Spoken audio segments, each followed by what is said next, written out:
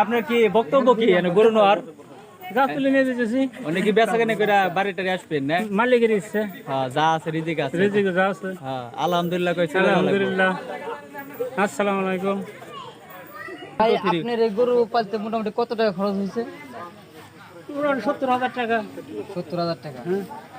তো মোটামুটি আপনি কিরকম দাম হলে আপনার একটা এটা কিনা ছিল 73,000 টাকা, পয়সা খরচ হয়েছে 70,000 টাকা। 73,000 টাকা কিনা বাড়ি আপনার লালন পালন করতে আরো 70,000 গেছে। হ্যাঁ, এখন মোটামুটি কত হচ্ছেন, মানে কত হলে আপনি আর কি বিক্রি করতে পারবেন? 1.5 লাখ টাকা হলে ছেড়ে দিন। এই করে সব